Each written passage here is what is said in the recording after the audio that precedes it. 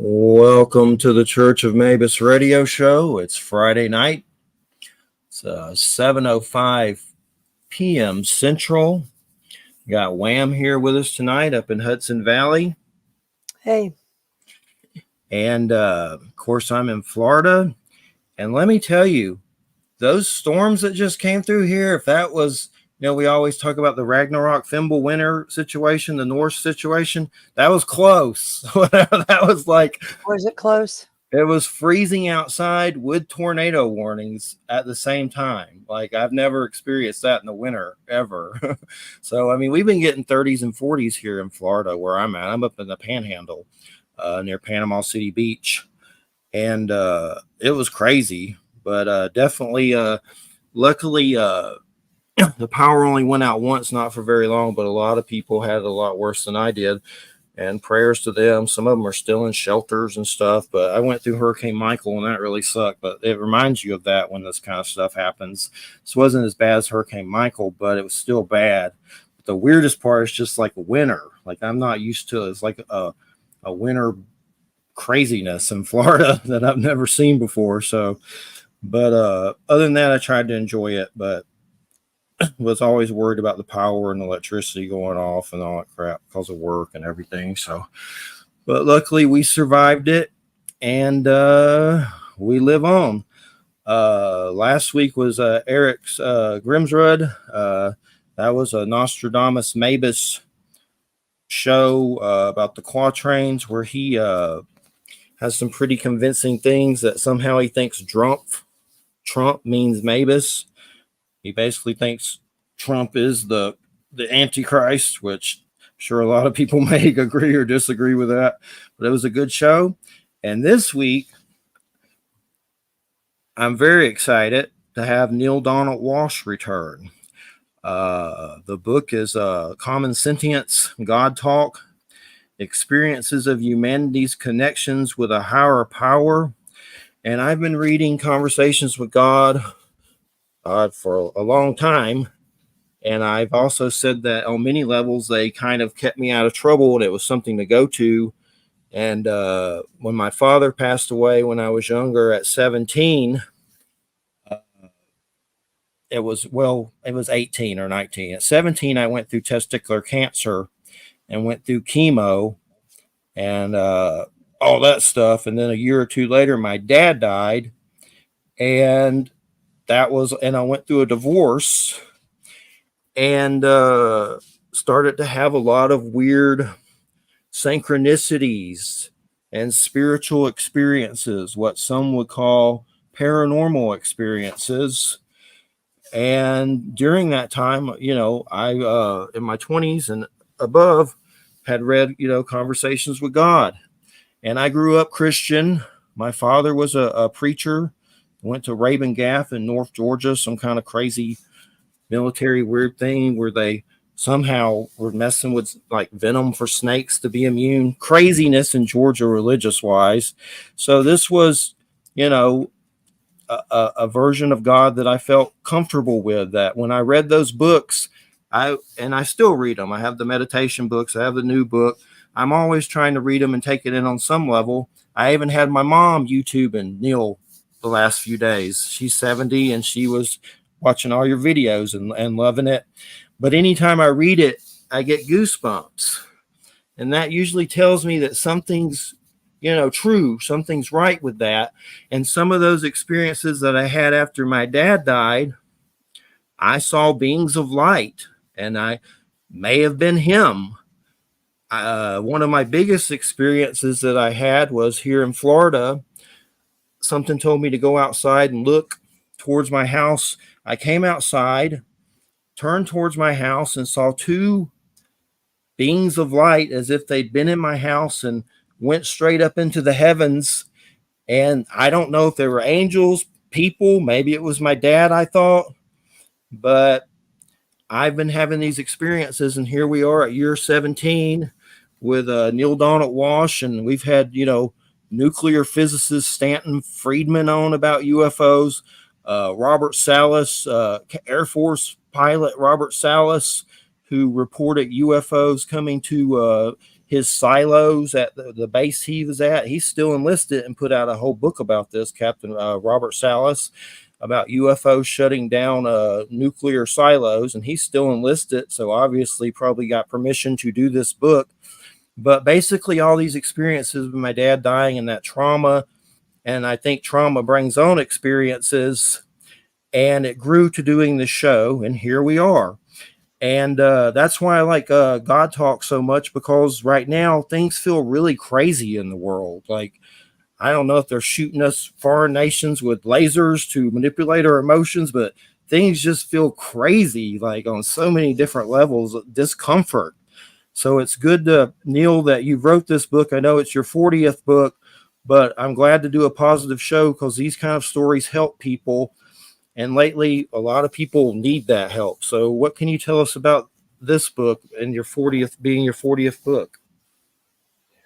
Well, it's my attempt to help people to realize how they can have their own deep and personal and very real and intimate connection with the divine. You know, what's interesting, Jeffrey, is that recent surveys by sociologists have shown that more than half the people in the world, actually 85% of the respondents to a survey taken by sociologists, have said that they believe in a higher power. So there doesn't seem to be too much question as to whether or not, at least among most people, whether there's more going on here than meets the eye, whether there is a higher power, an entity or an essence, an essential essence that some people call God or Yahweh or Jehovah or Allah or whatever word it pleases them to use to refer to that ineffable essence. But while 85% of human beings questioned apparently believe in God, not very many people think that God talks to them directly, or at least know that they wouldn't say it that way. They wouldn't call it that. So, but my experience has been that God is talking to everyone all the time. That is, we are receiving information constantly from life, from God, from the divine essence, continually. But we're calling it something else. Most people wouldn't call it a conversation with God because, frankly, they don't want to be marginalized or ridiculed or made fun of. So nobody says, well, God told me this morning, this or the other thing. So what they call it is, who knows, women's intuition or an epiphany or a sudden insight, whatever word it pleases to use to get away from saying, I had a conversation with God. But we're all having the same experience all the time. And so this publisher called me. Normally, as an author and I've written a few books, Jeffrey, normally I write a book and then I try to find a publisher who will put it into print and distribute it, try to find a publisher. But in this case, the publisher called me and my phone rang one day about a year ago. And it was a publisher who said, would you write a book for us? First time I was ever offered an invitation by a publisher, sight unseen, out of the blue, to write a book. I said, what did you have in mind? And they said, we'd like you to write a book about how people could move closer to having the same experience that you claim to have had in your life. How could the average person have their own conversation with God? I said, you know what? I'll be glad to share with you the process that seemed to work for me. So I wrote the book, and they titled it God Talk. And it's about how people can talk to God and how people can hear God talking back to them. So that's what the book is about. Thanks for asking the question. And I've noticed, like on Facebook, like sometimes me or Christina, our friend, will share something about God, and then definitely if it has like something Christian on it, people will start going nuts under it, like just be kind of rude. And I mean, I understand being angry at that religion on some level. I get it, because I mean, we have my mom and sisters went through some abuse from a family member that was a preacher. So I understand, people being upset about religion. And then when I shared your stuff, just positive. So that was a good thing to see that, when's it start? And everybody's, there was no adverse reaction. And I know one of the first things that God said to you was, you got me all wrong. And you've said that to, to everybody on some level, how religion is kind of like, in Christianity, when someone kills someone, God told them to do it. And then it's like on your level, God's kind of like, maybe I didn't do that, or I didn't do that, not maybe. And it's just interesting how man gets into they kind of abuse it on some level and use it for their own. Like we just saw that Napoleon Ridley Scott movie. It's good for a watch. I wouldn't watch it again anytime, but some of these personalities get out there, in the name of God and, just conquer and kill, like it's going on right now with Ukraine and all that situation.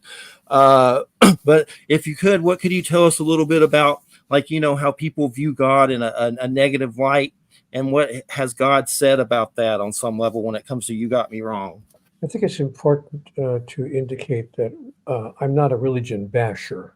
That is, it's not my position that the world's religions, and there are, we're told, 4,223 religions now being practiced, not from the beginning of time, but being practiced in this very moment on the planet Earth, over 4,200 religions. So, but I'm not a religion basher. I'm not here saying that religions have everything wrong. The fact of the matter is, most of the world's religions hold a great deal of wisdom, wonderful insights, lots of clarity, or they wouldn't have lasted as long as they've lasted. So but the challenge of religions, as I see it, is that number one, they do contain some mistakes in doctrine and dogma. Number two, they appear to me to be incomplete. That is, they don't have the whole story, leading me to ask the question, is it possible, just possible, that there's something we don't fully understand here about God, about life, and about ourselves, the understanding of which would change everything? So that's the question I started off in dealing with God. Let me explain, if I could, in just a second or two, how it came to pass that I had that experience. I was moving through a very difficult time in my life. You talked about the difficult challenges in your life at the age of 17, 19, and so forth. I had some difficult challenges as well, but they came in my life a little bit later. I'm not sure whether it's better earlier or better later, but in me, I led a pretty smooth life until I was around 45 or 48 years old. And then suddenly, Jeffrey, everything began falling apart. I lost my relationship with my wife. We parted amicably. It wasn't a bitter parting, but we agreed that it just wasn't working. We probably should live apart. Fair enough. But 5 days later, I lost my job. I was a radio talk show host on a national syndication, and the corporation was losing money and they had to lose some overhead. And so I was the last person hired. So I had no seniority, last in, first out. And the boss even said, the program director said, I hate to lose you because you're one of our better guys, but seniority rules the roost. And so I got to let you go. I lost my relationship and lost my job all within a 5-day period, but that wasn't enough. Jeffrey, the universe had a triple whammy in store for me. I'm driving to an appointment for a job interview. I'm sure I'm going to get this job because I've got all the qualifications. On the way to the job interview, an elderly gentleman turns left in front of me, makes a left turn, smacked right into my car, and it wasn't a fender bender. He totaled my car, and I wound up with a broken neck. I wind up being raced to the hospital. They get me over there, and I will never forget the wording of the hospital examination form. It said I had suffered an avulsion fracture of the 7th cervical vertebrae posteriorly. Well, but a 3/4 inch avulsion fracture. Jeffrey, a 3/4 inch break in your neck. We're not talking about a hairline fracture. We're talking about a break in your neck large enough to put a pencil through. And when I woke up from the anesthesia, the doctor leaned over the table and they put stuff in to close up the gap in my neck. But the guy said to me, you know what? I've been doing this kind of work for a long time. 95% of the people who come in here with a break that severe in their neck die, if they don't die instantly, because of spinal cord complications. But you managed to survive. Not only did you survive, Mr. Walsch, the others, the 5% who don't survive such a severe accident, are certainly usually paralyzed from the neck down. You suffered neither consequence. He leans over the table, Jeffrey, and he says to me, looking into my eyes, so what are you going to do with the rest of your life? Because you've been given an incredible once-in-a-lifetime gift. So I'm thinking, my golly, oh my gosh. So I go back to my little, I had managed to find a little, one-room apartment on top of somebody's garage just to get out of the house, to give my soon-to-be former wife a spatial break. So I'm living in this little one-room apartment on top of a friend's garage. But I couldn't, I couldn't figure out what's going on. So and I wound up I couldn't give the guy the rent he was asking for. Finally, he said, "Hey, friend or not, I got to ask you to leave. But I'm used as a source of income for our whole family. We have to ask you to leave." Now, Jeffrey, I'm living on the street. I have nowhere to go. I have no money. I have no job. I have no income. I've used up my savings, and I'm living on the sidewalk. That went on for a year of my life. 1 year living on the sidewalk, sleeping on the concrete, going from person to person with my hand out, asking if they had any loose change or anything they could spare so that I could eat that day. So I know what it's like to be out there going from person to person, begging for enough money to buy some food and trying to, you never know what it's like to losing your dignity, your human dignity, until you've got to go into a restaurant and beg them to use the restroom because they see you coming in. You're obviously a street person. You don't look good. You don't smell good, obviously. And the manager comes right over to you. "Please, not here, not here. Please, please leave. Don't panhandle." I said, "I didn't come here. I didn't come here to panhandle. Honest, can I just use the restroom?" You got to beg a manager of a restaurant for a place to use the toilet. That's when you know you've lost every shred of human dignity that you once had. And I went through that. Finally, I got a little bit back on my feet, and I'm now once again in a little apartment someplace. And I woke up at 4:30 in the morning. I'm sorry for such a long story, but I wanted people to understand It's okay. where I'm coming from. I wake up at 4:30 in the morning, and I'm furious with life. I'm furious with God because I always believed there was some kind of a higher power. I'm not sure I knew much more about it, doctrinally speaking, but I knew there was more going on here than meets the eye. So I'm sitting on this guy's secondhand sofa that he put in this little apartment, and I'm writing an angry letter on a yellow legal pad that I had on the coffee table. I'm writing an angry letter to God just to get it off my chest. What does it take to make life work? What have I done to deserve a life of such ongoing, endless struggle? Tell me the rules. I remember writing that sentence specifically. Mhm. Tell me the rules. I'll play. I will play this silly game. Just play. Just tell me the rules. And don't change the rules after you give them to me. And now I hear a voice and I turn around. There's nobody in the room. I think, great. Now, on top of everything else, I'm losing my mind. But the voice continued speaking to me in a kind, gentle way. "Neale, Neale, do you really want answers to all of these questions, or are you just venting?" I said, "You think? Yeah. But if you have answers, I'd sure as hell like to know what they are." And the voice said to me, "You are sure as hell about a lot of things, but wouldn't you rather be sure as heaven?" And I'm thinking, all right, what's that supposed to mean? And then I received answers to all the questions I had written on that yellow legal pad. What is the purpose and point of life? What are the rules? How does it all work? And I received other answers as well that I never imagined could possibly be true. And that is what launched what I came to understand was my own personal interaction with the divine, my own, if you please, conversations with God. But here is how it became a book, because I didn't sit down to write a book. It wasn't like I woke up one day and said, "I think I'll write a book called Conversations with God." There's an idea. Why didn't I think of that? No, I never had that. I was having a personal spiritual experience. But in that experience, I was told, "You will make of this one day a book, and it will be accessed by many people." And I thought to myself, that's not going to happen. Nobody's going to write a book. I mean, nobody's going to publish it.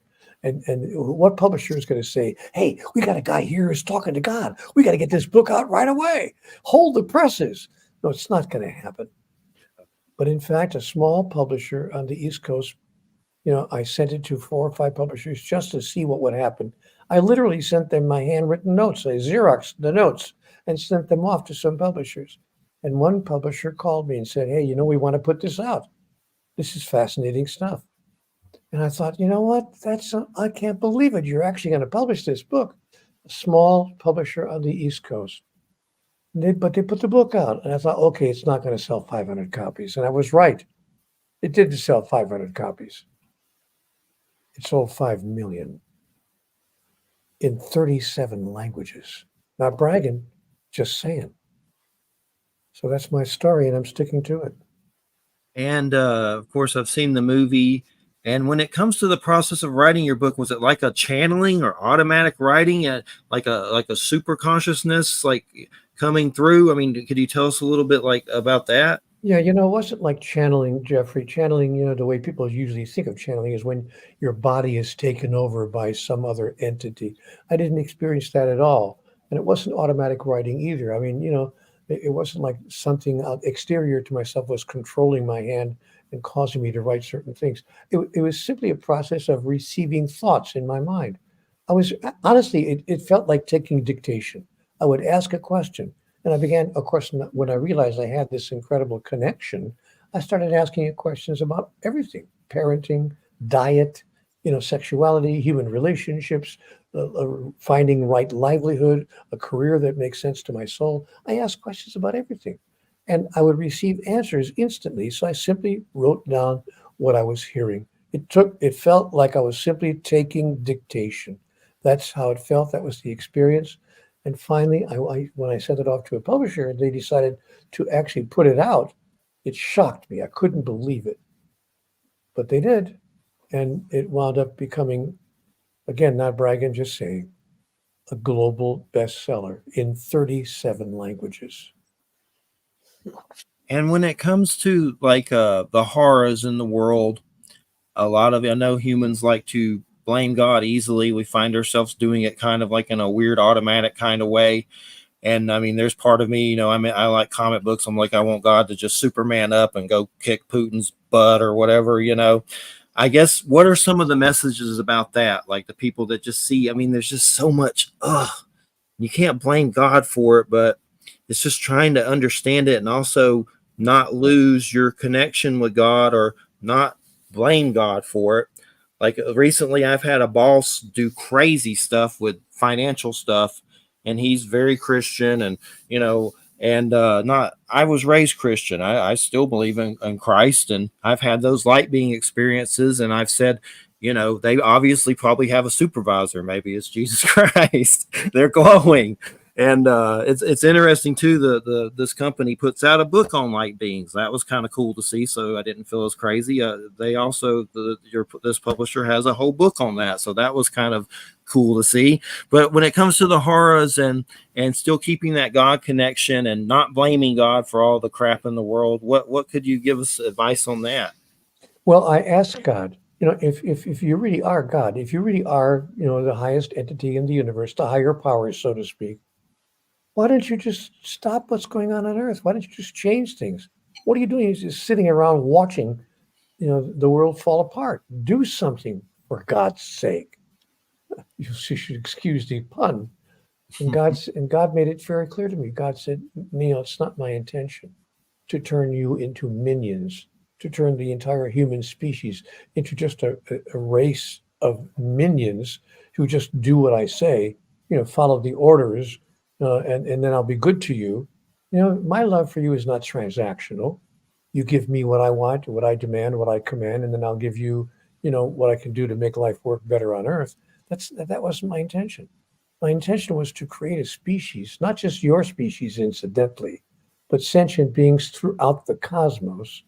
My intention was to create sentience throughout the cosmos and provide them with the power to create their own reality. Therefore, the reason that I don't come in and intervene and stop the world from destroying itself is that I've given you free will, the greatest gift you could give to any sentient being anywhere. That is the ability and the will to determine how it is you want to experience your life.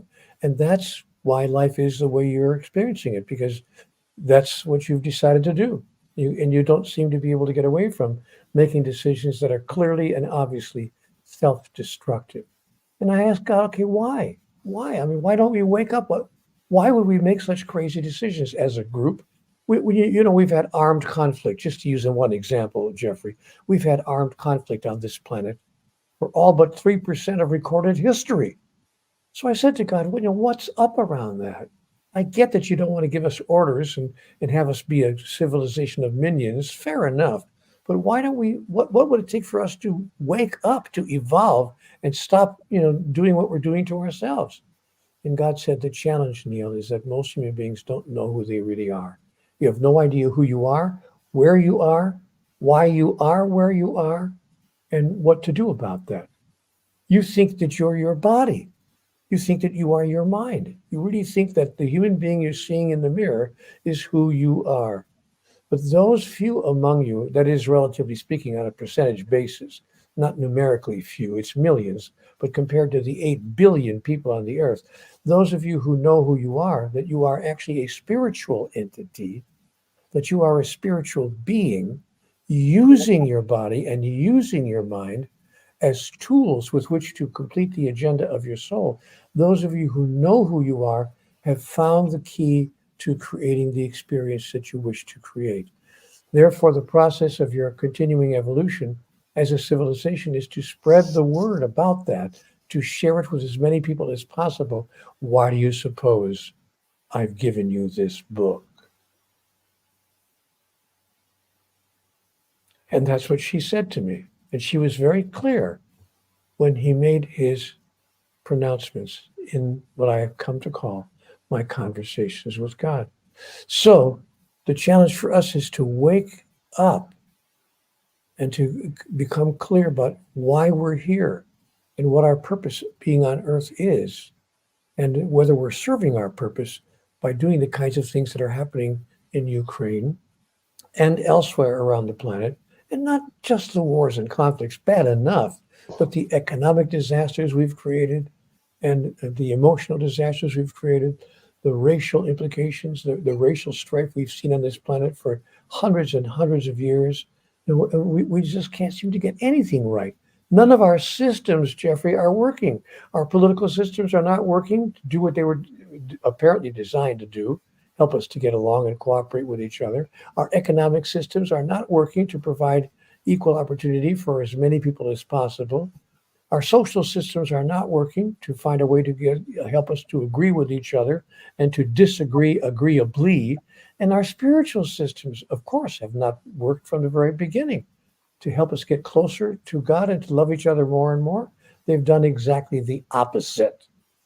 So we have systems on the planet that need to be revamped completely with a brand new idea about who we are, who God is, and what is the actual function and purpose of human life. Definitely. And when I've seen these light beings, I've wondered if there are souls, like if it's we're like have these kind of like light bodies. And I know they talk about that in shamanism a lot. And I've noticed, I've had some weird spiritual experiences with the sun that kind of seems like a divine manifestation of God on some level. I'm not going to say it's completely the sun is God, because with science and gases and all that stuff, but it's definitely something weird that I think our souls are connected to, and these light beings and things like that. And what I've wondered too, yeah, with the experiences you've had, has anything visually ever came up, like paranormal or spiritual, that you've seen, or is it always within? I can't say that I have seen anything that we would describe as paranormal, but it has all been within. But I have had internal experiences that one would definitely describe as paranormal. But with regard to the question of whether the sun is God or anything in particular is God, I was told that God is everything. That is, there is nothing that is not God. When people have said to me in a number of interviews through the years and in public meetings and lectures, somebody inevitably gets up at the back of the room and says, okay, Mr. Walsch, what's your definition of God? What is God after all? And I say to them, the very effort to try to define God limits the unlimited. There is nothing that is not God. Everything is the essential essence, the pure energy, if you please, of life itself that I call God, manifesting in a particular form. The question is, do we as sentient beings have the ability to impact, to affect the form in which the energies are being manifest? And the answer is yes. Yes, we do have that ability. We're simply not using it to the degree that we might. But those who have used that ability to impact the form in which life's energy is manifesting have been called saints or sages or gurus or masters, because they have in fact mastered the ability to formulate energy in the way that they choose to see it made manifest in their reality. And when it comes to God talk, is there a particular story or a few that you'd like to share that in different ways that God comes through in those stories? Well, you know, it's interesting. The publisher who called me, as I mentioned a while ago, said we'd like to include some stories from other people because we don't want anyone to think, oh, Neale Donald Walsch is the guy to whom God talks. The fact is, God talks to everyone all the time, according to you, and we agree with you. So we put out a call on the internet. And we literally invited people on the internet. If you have ever had an experience of what you would call divine intervention, please send us your story. And they said to me, they received hundreds of stories from people all over the world. And they picked out 6 or 7 of the most interesting stories and put them into the book.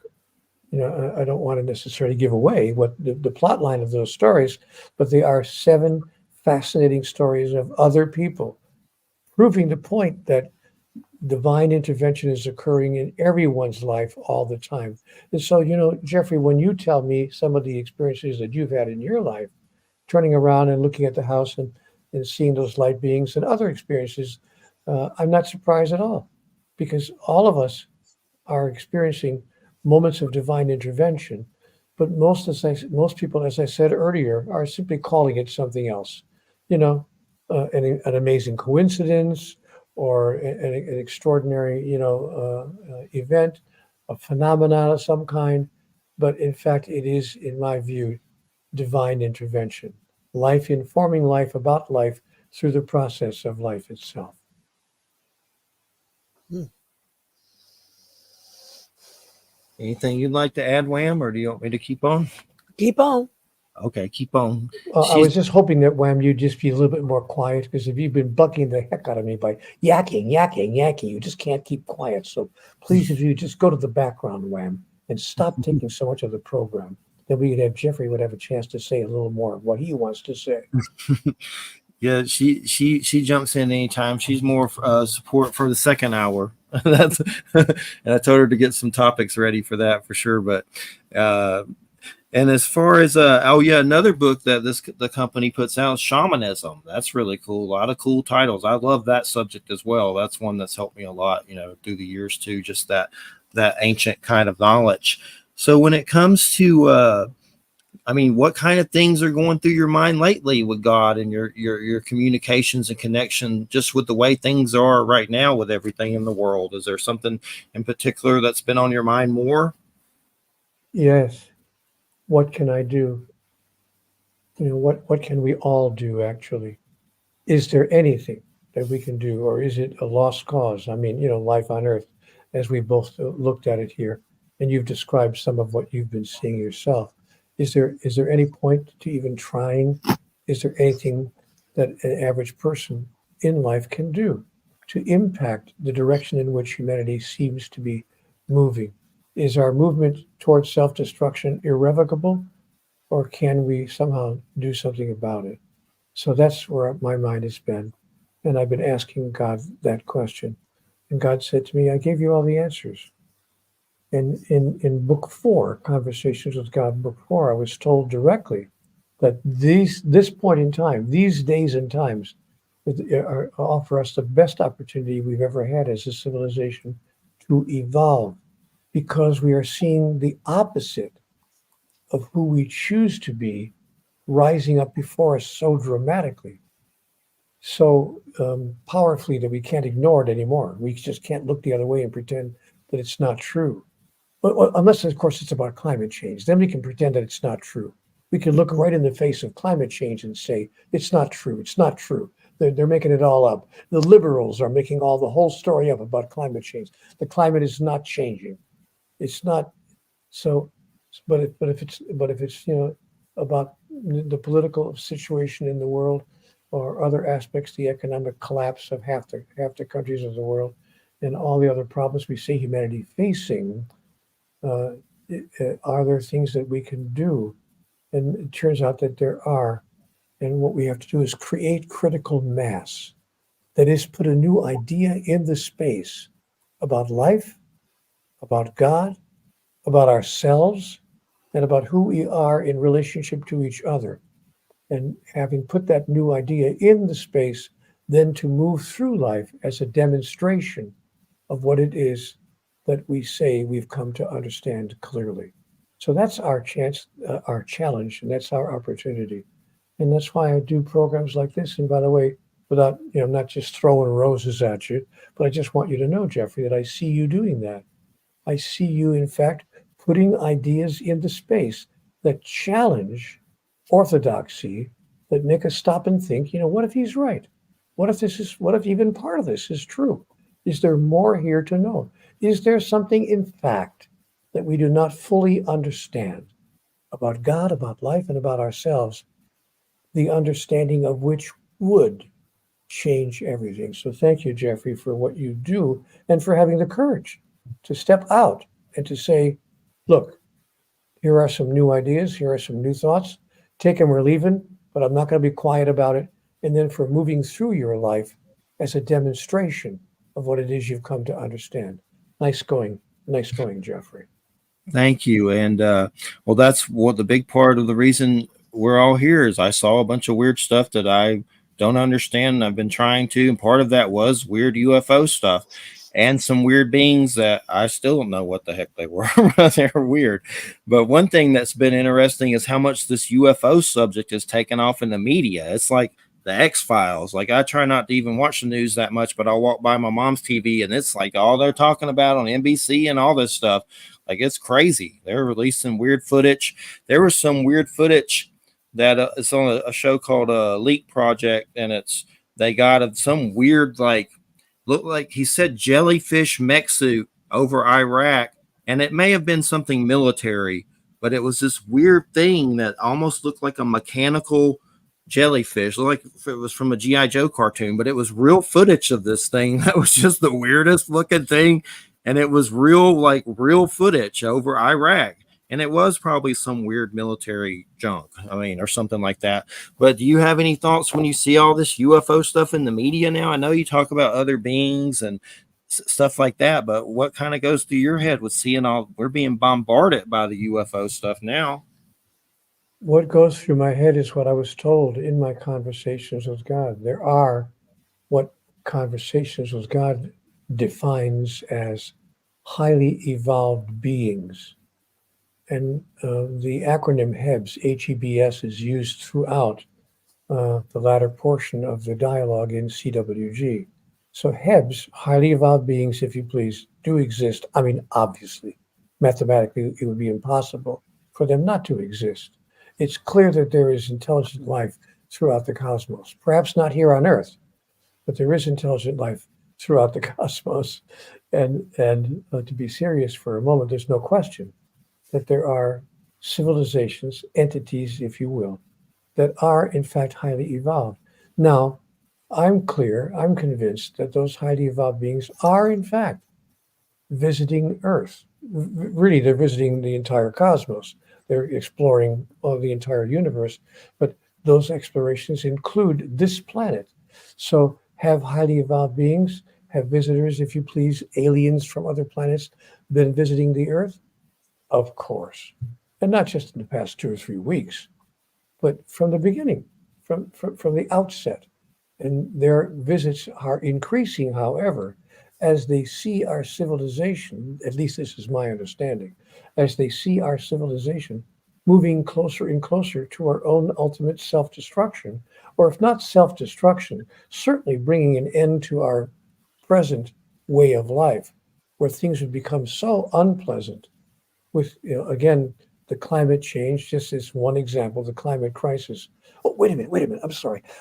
There is no such thing as a climate crisis. What's the matter with me? There's no such thing as a climate crisis. It's not going on. It's just the liberal Democrats who insist that there's a climate crisis. So because so much is going on the planet, so much that we are doing and so much that we are ignoring, that yes, I think that the visitors from other locations in the cosmos are coming here with increasing frequency. And their purpose is twofold, I think, to witness, number one, how civilizations can do themselves in if they're not careful.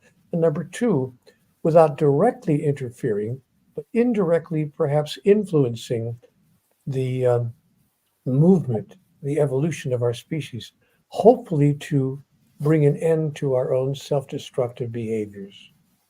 So they do so in many, many ways, in stories that they may put on film or encourage filmmakers to put in novels that they put into books, in the teachings of some enlightened messengers and teachers throughout the world, uh, and in programs such as the one you're doing right now.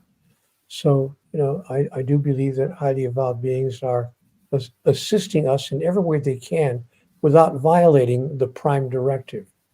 And I think that the prime directive that's talked about in Star Trek happens to be actually operational in the universe, which is that no species is supposed to influence another species in a direct sense by changing the course of events, but is allowed to perhaps produce ideas, thought streams, concepts, and levels of awareness that could assist a species in stopping its own self annihilation. Definitely, and not to get in this too heavily, but we've done shows on the whole Skinwalker Ranch thing, and there's a book by a guy named Chris Bledsoe called UFO of God, and it's in the Christian section on Amazon. If you ever get bored and want to be entertained, look at it, but it's pretty interesting. He claims he can summon UFOs, and they seem kind of like light spears or something like that, but the book has like 5 stars and is doing well. But the Skinwalker Ranch show has all these government, it's on the History Channel. There's one beyond Skinwalker Ranch, and there's Skinwalker Ranch, and there's obvious phenomenon going on at this ranch that's very weird, like a portal. Like they're always getting weird stuff there that's just crazy weird. But to close that part out, because I don't want to get into it too heavily, there's all these military people there too, like Colonel John Alexander and Utah head whatever of governor. Like that's why that show's so weird. That's the weirdest show on all this stuff that we're talking about that I've seen ever on TV. That's just creepy because there's so many government spooks on it, and then they're like really talking, getting footage of crazy UFO stuff. So it's definitely, we've reached a crazy point in our history with all this stuff for sure, and the media. And even that show, the last one, ended saying there's a base there and they don't know if the government put it there underground or if aliens did. And they're sitting there with former Robert Bigelow security, and he was someone that bought that ranch a long time ago and studied it for the government and stuff like that. But just basically, just things are definitely crazy when it comes to the UFO stuff lately, for sure. But I think it's only, Jeffrey, to interrupt you, I think it's only a matter of time. I think it's inevitable. I think it's only a matter of time before the existence of so-called UFOs and what we call aliens uh, becomes widely known, widely accepted, widely embraced, actually, and widely experienced on this planet. Just a matter of time. My hope is that we will get to that place sooner rather than later, because the sooner we do, the faster will be our self-healing, in my experience. yes. And I've noticed that with people that I've interviewed that you've read, like I've read your book since, for a long time. And I noticed like when you've immersed yourself with someone, then you interview them, you deal with more nerves with that. And another person that I've interviewed is Joe R. Lansdale, who I've read since like elementary school, that writes a lot of fiction. But I was curious, when you get bombarded with anxiety and stuff like that, is there anything you do to try to deal with it on some level? Like anything, any process you go through to get rid of it? Or I know there's one thing I've seen, that only little prayer you need, where you can ask God to like transform your anxiety and negativity into something positive. That helps, but it still seems like it comes back eventually on some level. Well, Jeffrey, this is going to sound terribly arrogant, and I hope it doesn't come off that way. But honestly and truly, I don't experience moments of great anxiety anymore, not since my conversations with God experience. I did for the first 50 years of my life, no question about that. But since the conversations with God encounter, I can't honestly say that I experience, moments of great, huge anxiety. I simply don't.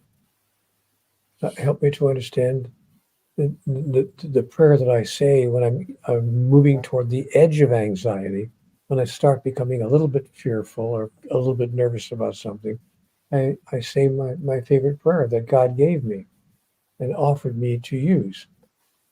God, help me to understand that this problem has already been solved for me. And I've been saying that prayer consistently now for 30 years. I'll repeat it so people can write it down.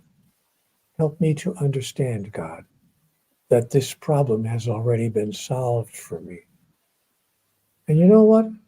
I have to tell you something interesting, Jeffrey. We all face problems and challenges in our life, and I've faced many more even since the books came out, like all of us. But I have to tell you that of every 10 things that I worried about, numerically speaking, I'd be surprised if even one of the 10 actually came to pass. Usually 8 or 9 of the 10 never really occurred. Either the problems solved themselves, through a process that was a little bit sometimes mysterious and miraculous, or they were not problematical at all, and I was simply looking at them the wrong way. So I've come to the conclusion, I'm an older guy now, I'm not a young man, but at the age of 80, I've come to the conclusion that worry is simply prayer misdirected. So I simply don't allow myself to worry about very many things. Do I show concern? Yes. Concern and worry are two different energetics.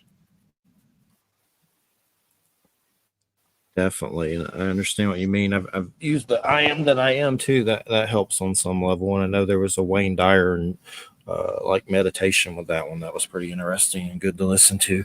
We got about 9 minutes. Is there anything you'd like to share or anything from God that you're feeling to share in the last 9 minutes? Well, there are two things I could share. Number one, I could share the 6-step process that allows people to have their own conversation with God or move closer to it. Step number one is possibility. We have to admit and acknowledge and embrace that it's possible to have a conversation with God. That there is, number one, possible that it's possible that there is an entity called God, and number two, or an essential essence that we refer to as the highest power. And number two, we have to acknowledge that if there is a higher power, that it is possible that higher power, that source, will communicate with all of us, not just with the Pope or the Archbishop of Canterbury or the chief ulama or the head rabbi or someone who's supposedly sacred and holy, but in fact would communicate with ordinary, everyday, average people. So that's step number two, which is worthiness. Step number one, possibility. Is it possible that God is talking to all of us all the time? Step number two, can I embrace the fact that I am worthy, just as worthy as the so-called sacred people, just as worthy as the so-called spiritual masters, just as worthy as anyone else on this planet to receive direct communication with God? So we need to embrace our own worthiness. Yes, I am worthy of God talking to me, and she's doing so all the time. Step number three, willingness. Once we decide that we are worthy, are we willing to actually receive communications directly from the divine? Or are we not willing to do so because we think it's either sacrilegious or blasphemy or heresy or whatever our religions have told us? Because religions have told us that it's not okay. It's not okay to walk around saying God talks to me directly. Religions tell us that's blasphemy, that's heresy. And by the way, in certain countries of the world, making such statements can get you into real trouble, theological trouble and political trouble as well. So we have to move into a place of willingness to receive conversations with God. Step number four, wakefulness, to stay awake, to allow ourselves to be aware when those communications are coming to us, because God communicates with us in 100 different ways across 1,000 moments in 1,000,000 lifetimes. Not just one way, not just like, whispering in your ear, if you please, but in many, many ways. A feeling we might have, a sudden feeling that comes over us, or a vision that occurs to us, or light beings that appear to be arising from our house and going up into the heavens, or whatever the way might be. So stay awake. Don't fall asleep at the switch. Step number five, acceptance. once you receive a direct communication from the divine, do not reject it and say, "Ah, it's just my imagination. Yeah, it's just a coincidence." No, no, it didn't really. It didn't really it have to be a communication from the divine. Don't set it aside and pay no attention to it. Accept it for what it is and what it was. And step number 6, discernment. To be able to discern the difference between communications from the highest power in the universe and information that's coming to us from the limited facility that we call the human mind. So those 6 steps are described in much greater detail with examples and so forth in the book titled God Talk. If people want to know more about how they can move closer to their own conversation with God, I do encourage them to obtain the book God Talk. And yes, it's experiences of humanity's connections with a higher power, common sentience, and Sacred Stories Publishing. And they have lots of interesting titles. Like I said, there's a shamanism one, a light being one. There's like one on ancestors and all kinds of stuff. So check that out. God Talk is Amazon, and you can find it most anywhere, I'm sure. Well, Neale, it's been great. It's a pleasure to have you back on. And is there a website or anything else? And we appreciate it so much. Yes, people can reach me if they want to stay connected to the messages of conversations with God at cwgconnect.com. They'll find me there, and I'm there every day at a platform called Ask Neale, where you can ask me any question you want, and I'll give you a written response, usually within 24 hours and or less. And the final statement I'd like to offer is the most important message I received in conversations with God. I said to God, "What is it I don't understand? Just give it to me straight." And God said, "Neale, it's really very simple. You think your life is about you, and your life has nothing to do with you. Your life is about everyone whose life you touch and the way in which you touch it. But when you understand that that is what your life is really about, you will come across a larger universal understanding.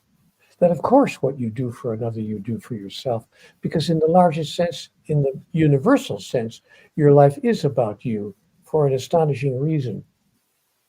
There's only one of us in the room." Well, we appreciate it so much. Thank you, and look forward to your future works. And thanks so much. Thank you, Jeffrey. It's been a joy to be here with you, and I appreciate the invitation. And once again, thank you for all that you're doing. All right. Take care. Thank you. Bye-bye. Bye for now. All right, everybody. You're listening to United Public Radio 107.7 FM New Orleans. And sitting in here with the dogs, and luckily they haven't been having any gas attacks. That's good, because man, I don't know what they do, but to keep the white sage incense ready for that. But what a change of dialogue. Yeah. But I know he's even brought up Seth and something. I think there was something, he's been in documentaries where they brought up that kind of stuff. So The Secret and different things like that and stuff. But definitely, man, United Public Radio 107.7 FM New Orleans. And yeah, that storm did come through here. That was freaking nuts. I liked it on some level, but others are like, ugh, didn't. Well, those storms are always a little scary. We get nor'easters here, and at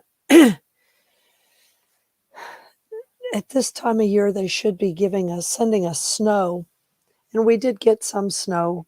I guess it was last weekend, Saturday into Sunday.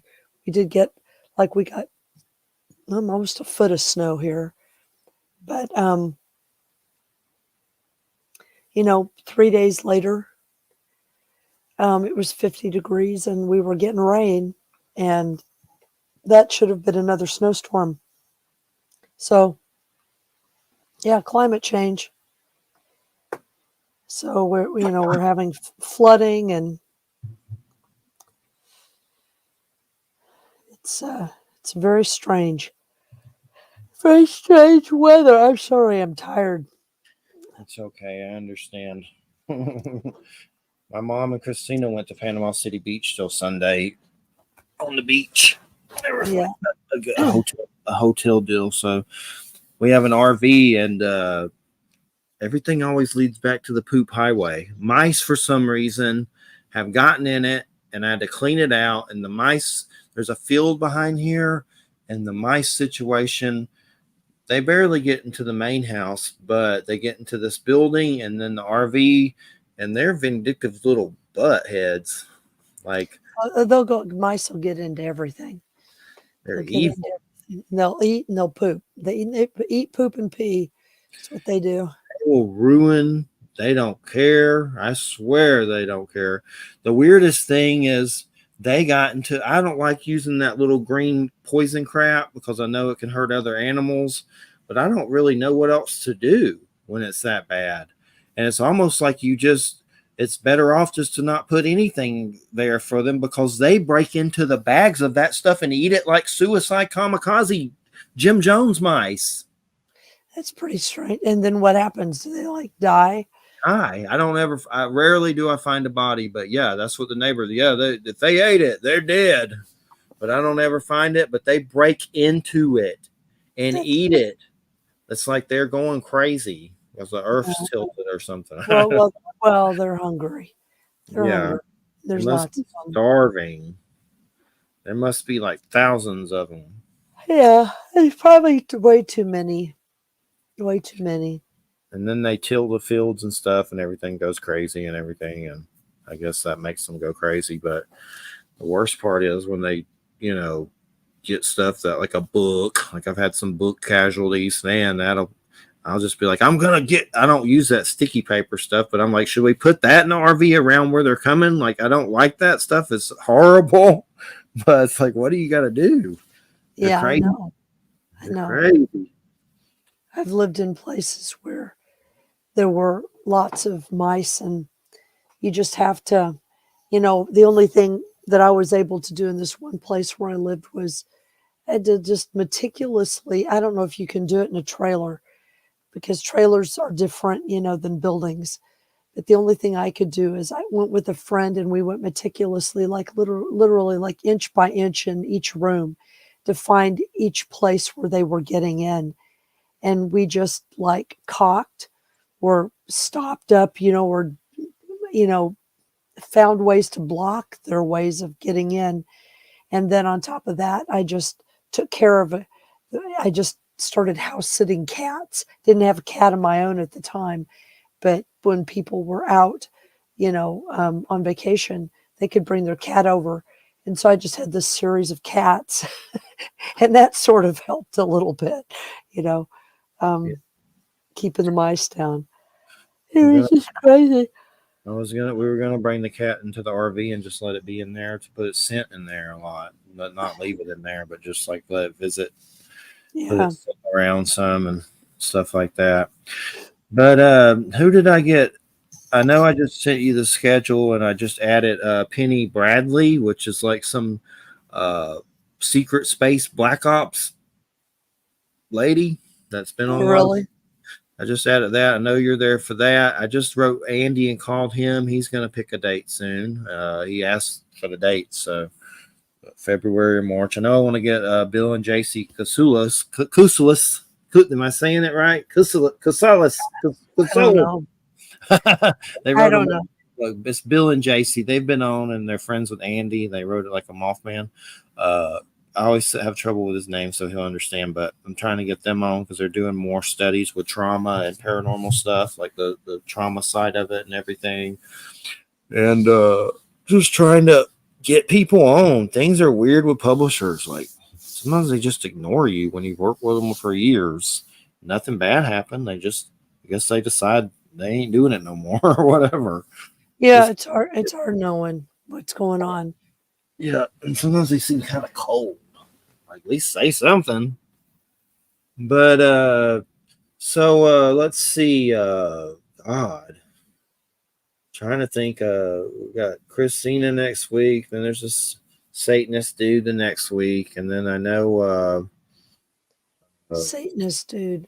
Yeah, he's only doing an hour. I think he's a Satanist. I think he is, but I know he has a show and stuff, and it's in California. Or is that James Ash? Yeah, So yeah. who's going to be co-hosting? That's either I'm waiting to hear from Jay. He usually tells me, and then Christina fills in too. But I don't really know yet. Jay's supposed to let me know what days he's off. He works so much, he barely even gets a show lately. So I usually do that, and I have different people that I can call upon from uh, Wild Trees to Bobby Dizzle. I haven't called on them in a while, but even Jeffrey Shanks, that archaeologist friend of mine down here, set in for Stephen Flowers. So mostly I'm just waiting to see what Jay says about those dates for this schedule.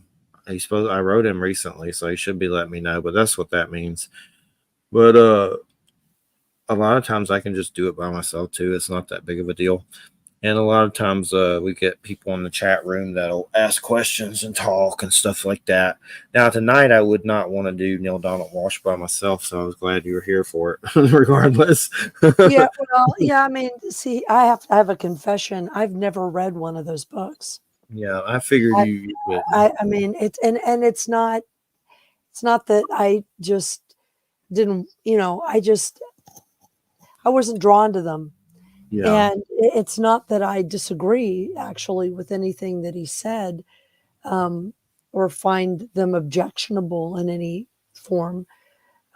It's just that I just I wasn't drawn to them at the time, yeah, and I've never been particularly drawn to them. And I didn't feel like there was really anything that I could say. I figured that he would say all that needed to be said about yeah. them.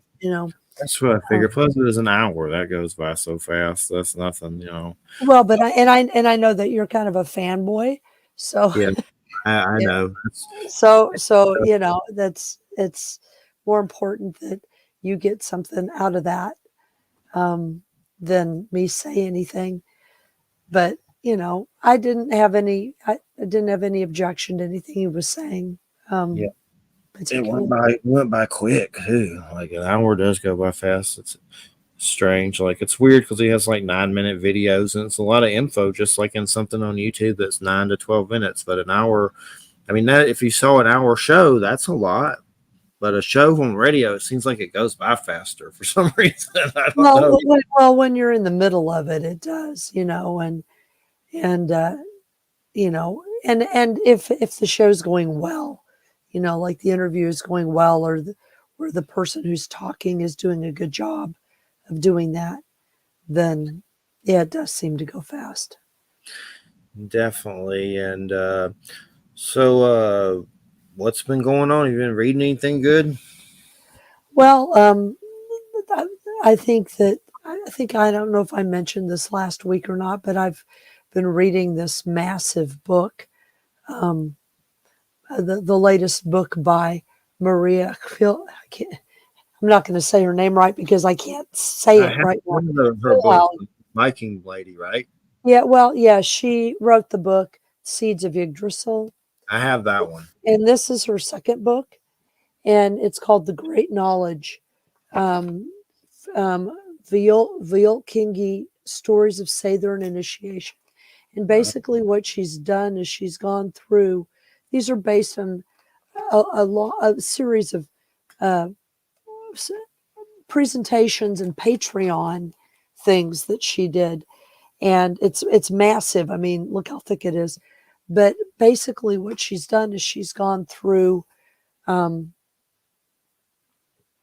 the literature, not only Norse literature, Germanic literature, but about specifically, you know, for example, Stephen Flower, he wrote a short booklet on Sather in which he includes all of the accounts of Sather that you can find in the prose Edda, the poetic Edda, and the sagas. So it's just the Icelandic literature, basically.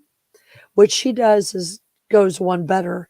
She basically looks not only at obviously those, but I mean, everybody who's ever looked at those accounts, especially in the sagas, will tell you that the description that is given of people who are, of women who are doing this practice, um, they are portrayed as being Finnish or Sami. That's the clothing that they have on. And so what she did was she, using current techniques of anthropology, she went through and exhaustively went through all of the accounts, not only of, I mean, obviously of Icelandic stuff, but of in the last 500 years of people who have collected accounts of Finnish people, Sami people, Scandinavian people, Germanic people, um, or Lithuanians, Latvians, everybody that's sort of in the Northern European Baltic area, who were doing similar kinds of things. And what she's able to do is put together sort of a general understanding of what all of these folks were doing. Because what she points out is that the first part of the book is just a description of the different ethnicities, the different types of people that live in the Arctic Circle, Baltic Sea region.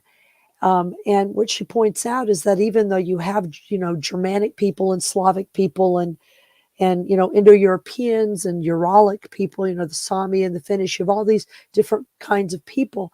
The fact is that genetically, when you actually look at them genetically, you can't really tell the difference between these people too much. Um, you've got you've got like 4 different language families and a bunch of ethnicities and different identities, national identities. But these folks have been hanging out with each other and, having sex with each other and eating each other's food for like, 2,000 years. And so they shared a lot of the same practices. And she talks about the runes, for example, that the word rune, even though we think of it as an Indo-European word, and that it, most linguists identify it as that. The fact is that that rune also appears in the Sami language, and we really don't know exactly where it originated.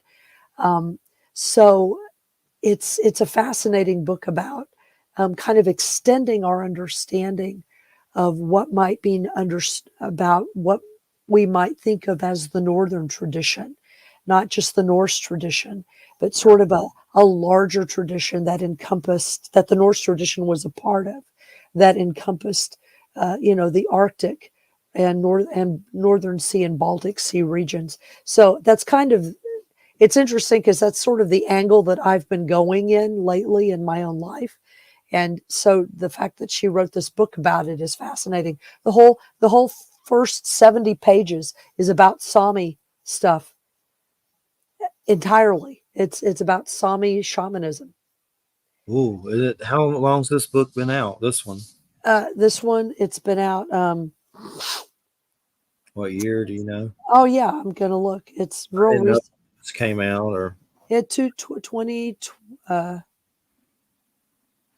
Let's see I here. have to get it because I have another one. I've only looked through the. It's 2022 or 2023. It's How's very recent. I have the Seeds one and I didn't read it yet, unfortunately, but Yeah, looks very cool. yeah. No, and no, it's I mean, it's literally like what she basically, and by creating that context, then what she does when she starts talking about the runic stuff or the Sather stuff, the initiate, because what she's trying to do ultimately is, and this is kind of like what I got information on, sort of internal information on, and also was given information about this from my kind of oral information from my first rune teacher.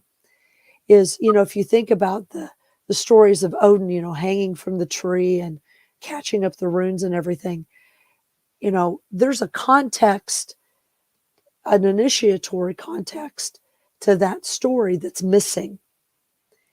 And she argues, and I've always argued this. It's always nice when I've had an idea about something, but then somebody else comes along and says the same thing, but they have all of the evidence. You know what I mean? So that tells me that my intuition was good.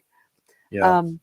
But basically, the reason why, I mean, there's actually several stories of Odin's initiation, but the reason why the one of him hanging on the tree was focused on is because it's the one that most resembled, and this is only true in the Anglo-Saxon tradition, it most resembled that of Christ. So it could be used as a launching point for conversion, and that's what sort of has made it, made it sort of be foregrounded in the literature. But there's obviously a context to it that's behind that story, and so that's what she's been trying to get to.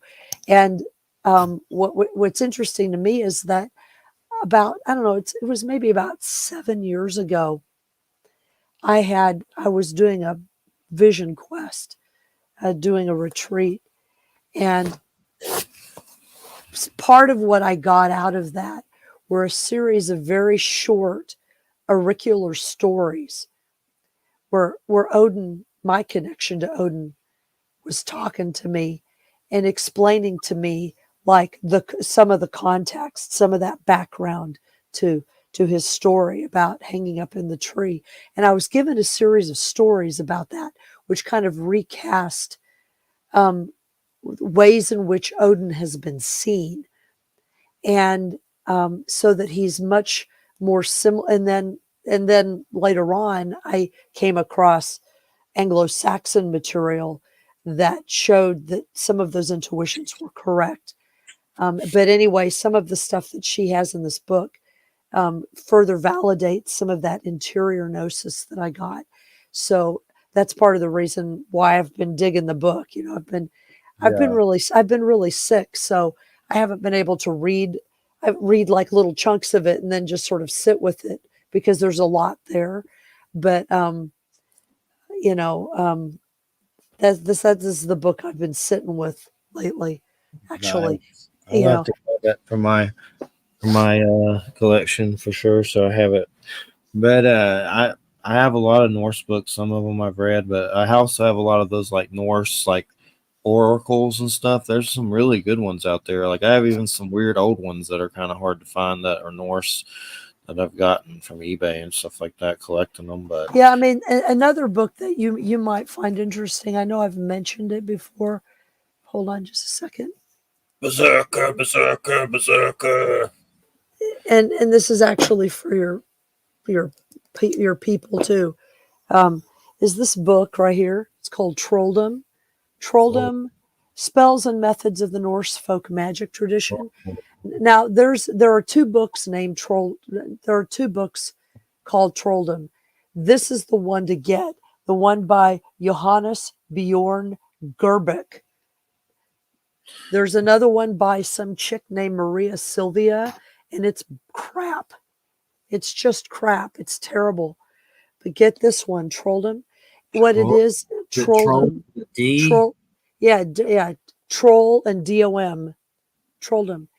And this book is basically what it is it's an outline of folk. It's out of the mostly Norwegian, okay, but there is some Swedish stuff in it, but it's mostly Norwegian. But it's got all of this terminology in it. It's like a spell book, and it's very traditional. It dates, I mean, the stuff in it is old. It dates from the Middle Ages up through the mid 20th century, and all kinds of spells.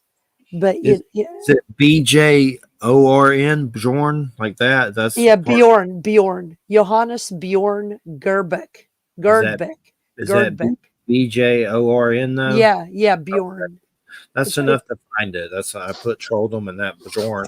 That's That sounds awesome, though. I'll definitely No, put. it's got, I mean, for people who are looking for like the real Norse stuff, and this book is so similar to the kinds of stuff that like my first rune teacher was telling me about. Very similar kind of approach. The terminology was a little different because it was in a different language, but the word trolldom comes from, well, it comes from, that's the current term for in Old Norse with the term Jotner, which means giants. And so the idea behind this is that this magic is old wisdom that is based on the wisdom that giants, the old primal forces of nature control, and that's so that's kind of like, there's the story of Odin, an initiation story where you don't really get the whole story. You just get a little of it, where he goes to this well where there's this giant named Mimir who lives underneath the well, and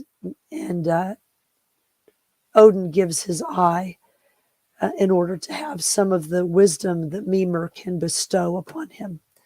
And so the giants are understood to be sort of a source of this knowledge. But this book has great terminology in it. It's got like I love it already. It's got all the categories of magic. They're the categories of divination. There's Tidur and Spadum. Then the various types of spells. The Bota, that's the category of curing, healing, and restoration spells. Formulas for love, sex, and relationships. And then there's a whole section, of course, on destructive spells. What are the spells like in it, though? Is it like grab a piece of oat and a piece of rose and a rat foot, or what? I mean, Well, some of them are, but some of them are like, for example, here's a real good one. This is an example of if you're having trouble getting an erection. oh my goodness! Okay, Hoorah. I know, and literally it's actually this is a Finnish spell, but it was spoken in Swedish, and it made its way into this. So you can read it either that's got the Swedish here, or it's got the English. But what you do is you you don't have to do anything except you're speaking to your member. You're speaking to your dick, and you say, Necromancy. yeah, you say, up with your nose, cock, be horny, watch over hot springs, over hairy, narrow troughs, get in at midnight hours, put the dick far in at night, let it come by morning. And Whoa. you're supposed to say that Wow. until it works. and it's in Swedish, it rhymes. I can't say it in Swedish because I don't know all the umlauts, but it rhymes. Is there any necromancy in there? Oh yeah, Necromancy. yeah, Yeah. there is. There is. Good necromancy. There is necromancy. There's. Let me see here. You ever seen those old Hobbit and Lord of the Rings cartoons from like the 70s? I love those things. I could watch them like 40 million times. Like there's a Ralph Bakshi Lord of the Rings, and then there's a Hobbit. But if you ever get a chance, they're like really good with like dwarfs and little people. That's what Bilbo Baggins hates. Like they're just like greatest things ever. There's 3 of them. Well, and then there's what's really important in and I remember this because my grandmother used to say stuff like this, although this is my maternal grandmother. Oh, she used a different word because she was German and she wasn't Norwegian or Swedish, so she used a different word, which I can't even remember now what it was. But one of the things that you're supposed to do especially if you live in the country, is you're supposed to what they call set the tomte of the house. And the tomte is like a house elf, just like in Harry Potter. It's a Yeah. house elf. And so, and the reason why you set up a tomte is so that your house is protected. But you have to feed the tomte every now and then, or reset the tomte. But Oh, if you don't have a tomte, then you have to attract one. And one way you can attract a tomte, and this is also Finnish. This is from the Swedish speaking part of Finland. On Christmas Eve night, you walk 3 times counterclockwise around the church, and you will meet a little black man. From him, you should ask for a tomte. The same can be done on a cemetery. And then you take the tomte home and you set the tomte up. You have to feed the tomte. You usually give the tomte some kind of spirit, like aquavit or rum or, something, some kind of an aromatic spirit. And you feed it and you set it up in an important place in the house. And there's a whole instructions in the book are the best places where to put your tomte. The best places to put them. And if your tomte starts acting up, how you can get rid of them. what is a tomte? It's like a house elf. Oh, it's House elf. interesting because recently me and Christina saw this movie called There's Something in the Barn, and it's a horror movie. I believe they're in Sweden or Norway or something like that. But anyway, it's an elf, a barn elf, and Right. family comes there. They're American. It's actually really funny and good because all of them look like those little yard gnomes, and there's like an army of them that attack this family, and they're beating up cars and getting crazy, and they all kind of look like the little yard gnomes that you see, but they look like little people playing the parts. I don't know if that's the case, but it looked like just little people with look like Santa Clauses and bald. But anyway, they upset it with Christmas lights. There's rules, don't bright lights and noises, and they started doing Right. all and upset it. And then somehow they were supposed to give it. The little kid found out I was supposed to give him porridge, and it'll make it peaceful. But the dad ate the porridge, so something, and they gave him some kind of crap food, and he got worse. And then the things just go crazy, like the gremlins at this family. Right. Actually, really good. It's called There's Something in the Barn. It was actually Right. good. And yeah, so it's like you can get rid of an evil tomte. You can buy him out. You take 3 old coins. The coins are tossed into the place where he is residing, with the words, "Here is your dissolution," and then he is forced to leave. So there are different things you can do. There's like healing stuff, how to get somebody to fall in love with you.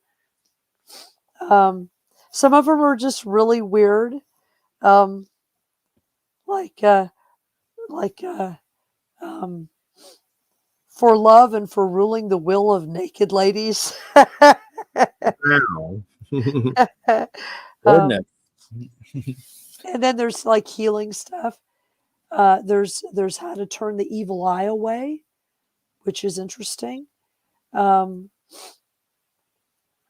It's awesome. just I gotta get it. it's really I mean, a lot of it is what's called blended troth, which is obviously people were influenced by Christianity, so some of it has Christian stuff stuck into it. Doesn't matter to me. That's fine. Um, you can the basics of it are still good. I mean, and some of it you can't do, and some of it's gross. Like you use urine, or like the bladder of a small bird, or some weird crap like that. That's cool. I'll definitely that's a must have, it sounds like, for Oh, sure. it's one of my favorite books. I just when I'm wanting something to just read weird crap, I just open it up and I wonder if start reading. Fred Uh, Anderson, I wonder if Fred knows about that book. I'll have to tell him, or you can at some yeah, point. Try to tell him about I told him about there's something in the barn. He likes horror movies. yeah, I know. Well, I know he knows a little bit about trolldom because he and he and Barbara and I talked about it. We had a conversation, Oh, and okay. we all talked about it. But I don't know if he knows about this particular book. He'd probably know about it in Swedish. Yeah. No. It's on Amazon, I'm sure, right? Yeah. Yeah. It's not one of those rare ones that costs $200. I don't think so. I don't think so. Everything's just been crazy. This gets crazier, crazier and crazier. Yeah, it's been pretty crazy. I mean, I kind of agreed actually with what Walsh was saying about, the only thing you can do, because maybe about it was maybe about 2 months ago, I had an interview with Leilani. It was, and she was asking me the same question, like, what is it that we can do about all of, and I was like, all you can do is do what you're doing. The problem with our situation right now is that we're right in the middle of it. And when you're right in the middle of a situation, you can't see your way out of it. And it's impossible to know like what is actually going on, all of the different things that are going on.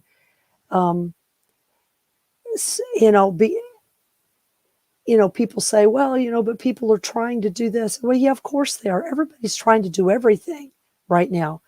So it's like all of the possible energies, good and bad, are sort of up in the air.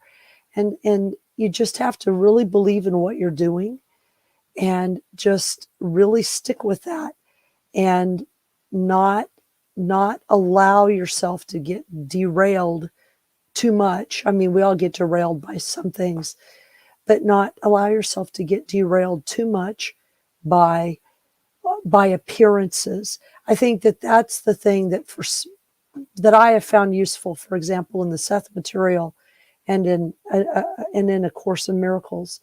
But one of the things that both of those teachings really emphasize is that we are trying to manifest stuff, and we will manifest stuff. But a lot of the bullshit, I can say bullshit, a lot of the bullshit that we see is as a result of everything that's come before, coming up and suddenly presenting itself. And so it looks really bad. And if you believe that that's all that there is, then it could get even worse. But you have to believe beyond appearances that the love and the light, the beings of light, all of that, that is still true, regardless of what it looks like.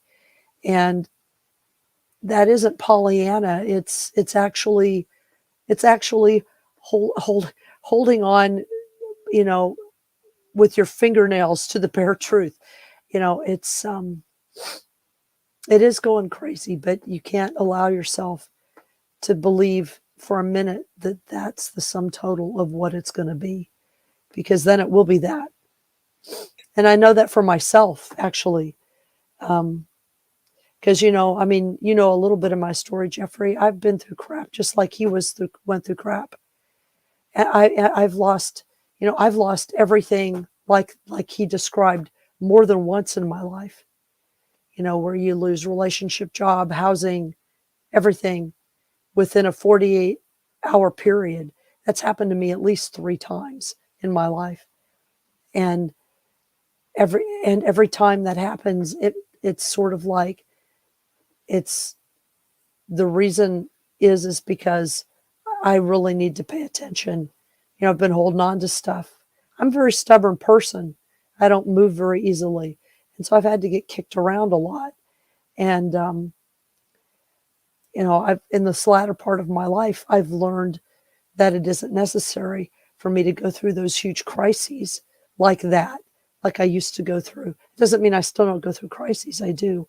But, and we all will. But I don't have to, and I can actually ask now, the universe, God, whatever, can ask now, don't need to pile it all on me. Let's just kind of do it as we go along. You know what I mean? It's like, there's no necessity for me to have my ass kicked anymore. Yeah, It's just, I've just had my ass kicked enough, um, definitely. you Sometimes know, it can feel like just something's after me or after us, everyone. Like just I don't try to get paranoid and say it's the devil. I mean, maybe that's something to it somewhere along the lines, but it's just like the stuff with my job and things like that are going on. It's just like it feels like something's just trying to pick away at you with different ways. Like, and it just yeah, seems like I'm well, kind of singled out sometimes. I mean, you're obviously not singled out because everybody in your job is probably experiencing this. Yeah. And from your description, part of the reason you're experiencing this is because even the people in charge are experiencing this. So Yeah. you all are sort of all experiencing it together, you know. Um, And what the reason for that is, I don't know. That's something that, you're all sort of participating together in that. Um, but And then it's like the old computer that I usually use for the show. The little adapter starts messing up, and I'm like, right. okay, that's great. Neil Donald Walsh this week, but luckily this computer, I got it, and just stuff like that. Little pain in the ass things that seem like, you're targeted, but it's everyone. Everyone goes through it. But Yeah, yeah. I mean, in Sufism, we have this thing where um, it's like it's called there are two names of Allah. One is Kabid and one is Basit. It means contraction and expansion. So it's like, the world contracts and the world expands and the world contracts and the world expands, like a heartbeat. And when it contracts, that's when you feel all of that. That's when everything seems to be closing in on you, and it's, crunching you, and things get very narrow and very intense. And then it will expand again and open up. I mean, something happens. I mean, even in your own life, even though, all these things are happening, the fact is that you're still keeping on somehow. you know I mean, yeah, yeah, we would like it to be easier for you, um, and maybe someday it will be, but at least for now, you were able to get, um, you know Neil on and yeah, have a good conversation with him. And I think he was very good and supportive of you. And yeah. I That's think that cool. and I think and I think that that's important, you Yeah. know And it's not to say he's God, but I do believe he's a conduit for some kind of intelligence. I mean, the guy was like digging in dumpsters and then had this happen, and now he's international. That's some kind of testimony that something he, jacked into something. But A Course in Miracles, I've read a lot of that, and I like it, and I've done the prayers, and it's been a while, but I know he's mentioned that book as well. But what I was going to ask you is, it says it's channeled by Jesus. Do you think that with Course in Miracles? I mean, it's like Conversations with God. It's definitely something going on there, There's it wasn't channeled, it was automatic writing. okay. And the way in which Helen described her process was that, it was kind of like it was, and her process was interesting. Apparently, and I don't remember like exactly when it happened, but apparently she had had sort of a crisis at work with one of her coworkers, a guy named Bill Whitfield or something like that. And they both independently, they would she was an assistant professor at Columbia University in the clinical psychiatry department. She was the only woman in that department, for a very long time. She put up with a lot of crap with guys in that setting. And but she was involved in like clinical psychiatric research. It's a big thing of what she did. So she was very intellectual, very analytical, and she was the type of person who, just because of who she was, she's kind of neurotic. She would get involved in these little personality spats with people. It was just kind of her thing. Well, she ended up getting in this personality spat with one of her coworkers, who also happened to be someone that she did a lot of these studies with. He was a gay guy. And it just so happened, interestingly enough, that the two of them had a particularly bad falling out one day. And they both went home and had the same thought about it. And that thought seemed to come from nowhere. That thought was, there's got to be a better way to do this kind of thing. You know what I mean? Than constantly picking at each other. And so they reconnected, and they shared with each other the fact that they had both had this insight. And so somehow, at some point, I don't remember the process now, I'd have to reread her biography that was written about her. But she always had this interesting sort of relationship with Jesus. Not that she was particularly Christian in her own life, but she had a series of nannies when she was young. And a couple of these nannies, I think one of them was like a Southern Baptist or something, and they had sort of introduced her to religion and spirituality. And she was always kind of interested in the personality of Jesus, in the image of Jesus. But was not ever really, I don't think she ever converted to anything, because she flirted with agnosticism and atheism, being an intellectual and a Freudian much of her life. So anyway, at one point, she asked a question. She kind of had an interior crisis and asked a question. And these words started coming to her. It was like a presence. And she started just writing them down. And what ended up happening with her was that it was like that discourse, whatever A Course in Miracles is, it was like that discourse was always there. She didn't always write it down, though. She would write it down until she got tired, and then she'd just put her pen down and walk away. And then the next time she decided to sit down and write, it would pick up right where it had left off. And it could be days that had passed between. Yeah. And it would just pick up. So it was automatic writing is what it was. And the copy, the sort of the official copy of A Course in Miracles is not exactly what was penned. Once her manuscript was finished, and there were a few corrections that were made that were grammatical corrections, where Jesus or whoever was talking did run-on sentences, you know what I mean? And Yeah. so they just sort of, tried to make them a little bit more grammatically, sound. There were I don't know, like 50 copies or something of that particular version that were made and that were sent out to people. One of whom happened to be whoever the son of Edgar Casey was. Can't remember what his name was right off the bat. But he was running the Edgar Casey ARE Center at the time in the 1970s.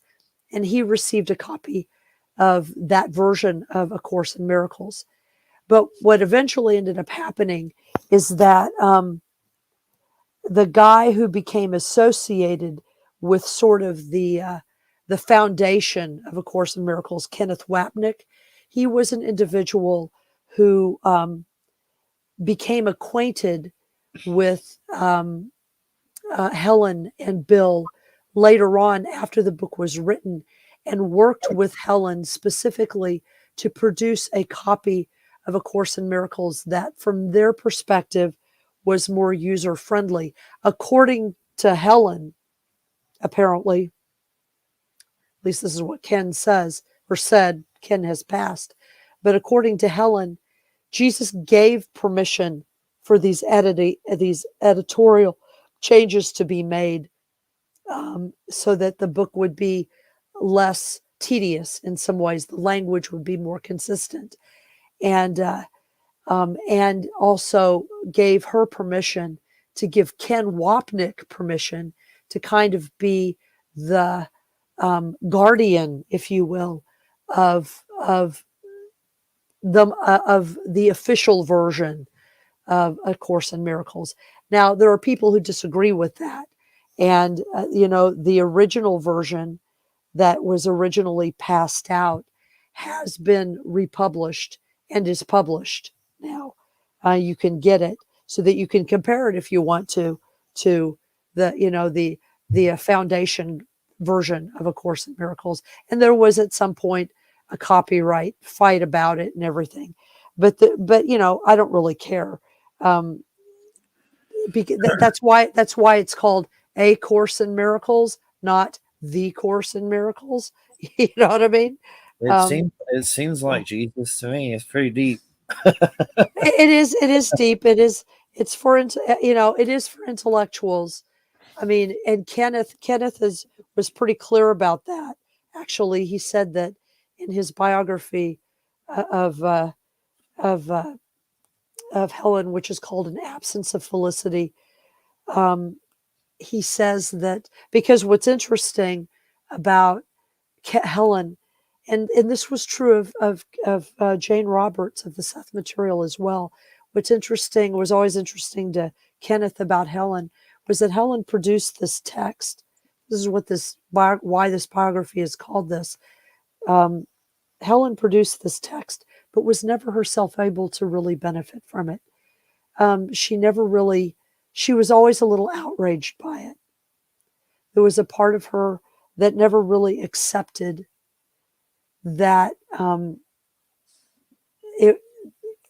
either its authorship or the message in it. It just seemed too irrational to her. And so there was a part of her that was very, very torn about it. And when, her in her later life, she died of pancreatic cancer. And she died of a very painful pancreatic cancer after several years of suffering. I mean, seriously suffering. And she, was pretty open about saying that she felt that probably this pancreatic cancer and her suffering was brought upon her. She brought it on it herself because she was never able to really benefit from this course, never able to really apply it to herself without skepticism. And Jane Roberts was the same way with her work. She produced this amazing body of work, incredibly creative human being, and yet was not able to really fully embrace it for herself. And, she ended up dying in a hospital after, spending 500 days bedridden of rheumatoid arthritis, a thyroid condition, and honestly, some undetermined things. When you read the story of her death, it's almost like there's a part of her that willed herself to die. It's a very bizarre death. I was thinking of Wayne Dyer earlier. Are you familiar with him at all? Yeah, right. He got leukemia and died, and Right. his books were pretty phenomenal. And I mean, I've Right. saw PBS and stuff. I was really upset about that. Like he spent his whole life how to beat that kind of stuff, and then you get the crap and you die. Well, I've come to kind of think differently about what cancer is. Cancer is an overgrowth of cells. It's cells that decide that they aren't going to die in a regular fashion like cells are supposed to. They just sort of go wild. And I kind of wonder whether people who and who end up dying of certain types of cancers, they do so because, I mean, I think everybody has their own reason why they die of cancer. Everybody who dies of cancer, it's a private thing. This is what the Seth material talks about. But like, I had a Sufi teacher. In fact, her anniversary of her death was a couple days ago, and she died a couple years ago. And she was an incredibly transcendent human being, one of the most amazing human beings I've ever met. She was one of those people that, I don't know, there are people that you meet in your life that there's this energy that just comes off of them, this power that comes out of them. And that they have something, you know what I mean? They've encountered something, they know something. But so she was an incredibly advanced human being, but she developed, one of those brain cancers that you can't heal, you know what I mean? That take over your brain and kill you. Ugh. And she decided to regard it. She did an initial radiation treatment just to shrink it a little bit, to give herself a little extra time, because it was inoperable. And so the radiation was only going to like stave it off for a little bit. So there were some affairs that she needed to get in order. There were some things that she wanted to finish. So she did get the radiation treatment so that it would give her a few more months so that she would be able to do that. And so she spent the last months of her life, the last 18 months of her life, traveling, saying goodbye to people, saying goodbye to things, learning how to live with it, being very aware of what it was doing to her brain, what it was doing to her body, and being very accepting of it, allowing it to happen, helping people, deal with it. Eventually it stole her ability to speak. And, but she would still meditate with presence with people. And, and then towards the end, it got a little bit difficult because, the body doesn't want to let go. And so, the last few days were a little difficult just because of that. But just because the body doesn't want to let go. But we all decided that part of the reason why she had this particular thing happen is, and I think this is true for people with certain types of brain cancers, is that the fact is that they've grown as much as they're going to grow right now in their physical body. Yeah.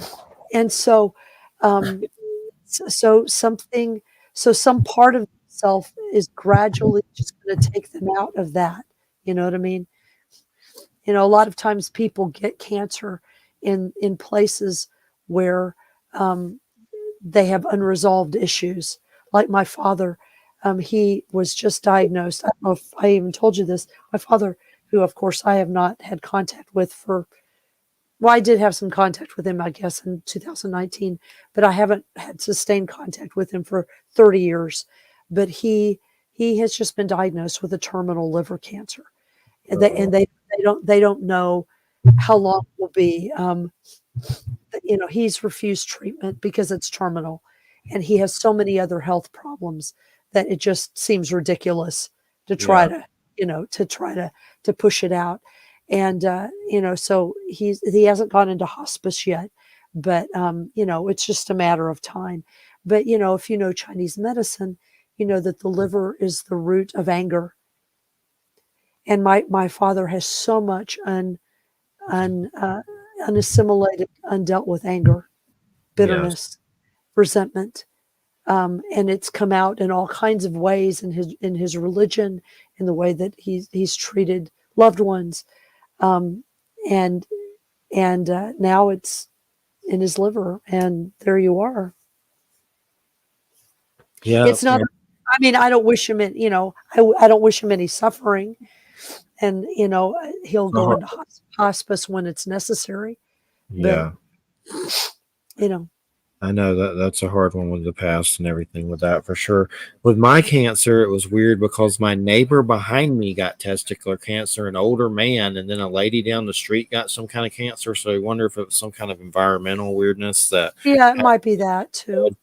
but Yeah. definitely a horror show. That's but that you got to have grace when dealing with it, and that's probably one of my fears again, is it returning or something. So that's one I always deal with. It sucks, but we got to close out. It's been great, Wham, and everybody. I want to thank you for listening. United Public Radio 107.7 FM New Orleans. Remember, we have a Facebook Church of Mabus group. You just put in Church of Mabus, the Church of Mabus, I think, and then it like says paranormal Bigfoot something. But anyway, if you want to rewind, we had Neale Donald Walsch on earlier, and that was GodTalk, Experiences of Humanity's Connections with a Higher Power. And then we had Norse creamy goodness and all kinds of other stuff, Dick Necromancy in the second hour. So that was a great show. Yeah, it was. But thanks everybody for listening, and we'll see you next Friday. Have a good weekend and stay safe out there from those Fimbulwinter Ragnarok storms. Good night, everybody. Thanks. Night. Good night.